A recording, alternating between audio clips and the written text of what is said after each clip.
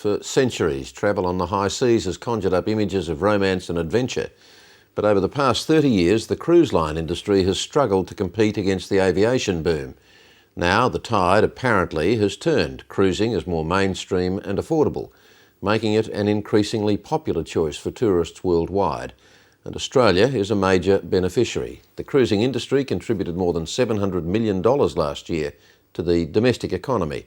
But it's not all clear sailing. As the volume of traffic has grown, it's also exposed some major problems with port facilities that may well result in some very expensive lost opportunities. Just ask the Port of Brisbane. Deborah Cornwall reports. It's a time for celebration. Parties on board contrive to be many things. Highly organised, but spontaneous. Relaxed, but exciting. At the height of its powers, cruising abroad was the very definition of posh. But by the late 70s, sea cruises had fallen from grace. The arrival of the jumbo jet, discount fares and mass tourism meant cruise liners could no longer compete. Maybe the whales are there. We'll go out and have a look. Three decades on, Ken and Sarah Gresham are part of a market driving a huge revival in demand for sea cruises. The very same group who swore off cruising forever in the 70s, the baby boomers. When you embark on a P&O Cruises holiday, you'll discover that life was meant to be enjoyed. Let the fun drift by. Or be the life of the party. The atmosphere on the boat was entirely different to what we had experienced before. It was smart, it was as elegant as you wanted it to be, and the people suited us. I mean, there were more in our age group.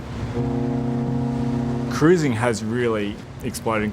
So the people that come in, they've done their backpacking around Europe, they've done their backpacking on the hippie trails, and they've come in and they wouldn't have been caught dead on a cruise in the past, and here they are coming in and wanting to go on a cruise. It's 2 years since the inquest into the death of Diane Brimble created world headlines. The tawdry details of the Sydney mother's death on a P&O liner forcing the company to rethink its party cruise packages and pitch more to families and cashed-up baby boomers.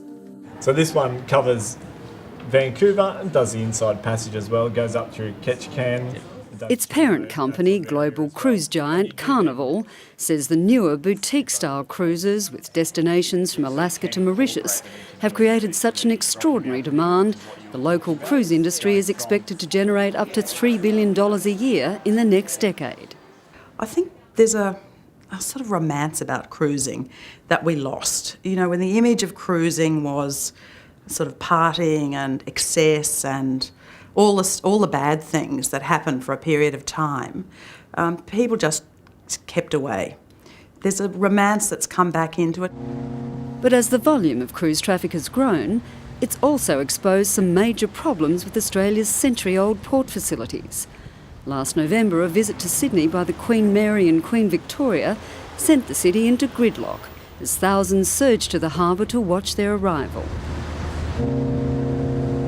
The local wharves simply couldn't accommodate the new-style megaliners, forcing them to dock at the Navy's Garden Island. Brisbane is in some ways worse. The ships that are too big to get under the Gateway Bridge, they park at the grain terminal in an industrial facility that when it rains, as we saw in February, people get off the ship and they wade through knee-deep water. The fastest growing piece of tourism in Australia, Australia's two premier destinations have facilities that when you get off the ship you think, where am I? The federal government says the issue is now on its radar, one of a long wish list of national infrastructure challenges to be assessed by its newly created advisory body, Infrastructure Australia. But peak industry group, the Tourism and Transport Forum, says unless state and federal governments get their act together quickly, there's a real danger Australia could literally miss the boat on the global cruising bonanza. The fastest growing part of global tourism is coastal shipping. If we're not in it, then they're out of it. It's a choice for government. They either want superliners coming to Australia, they'll help accommodate them, they'll cope with the demand when they arrive here, or we let the rest of the world divvy up those spoils. Carnival Australia says that's already happening as we continue to lag behind our closest neighbours, including New Zealand, which has invested heavily and has more ports on its east coast than Australia. The other threat comes from Asia. Shanghai has just spent $1 billion on a new cruise facility.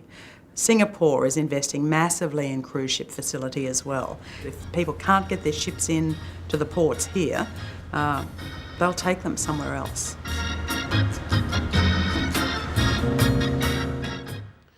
And just today, the leading cruise line company Cunard announced it has dropped Brisbane from its schedule for 2009 due to its large ships not being able to dock at the city's cruise ship terminal. Deborah Cornwall with that report.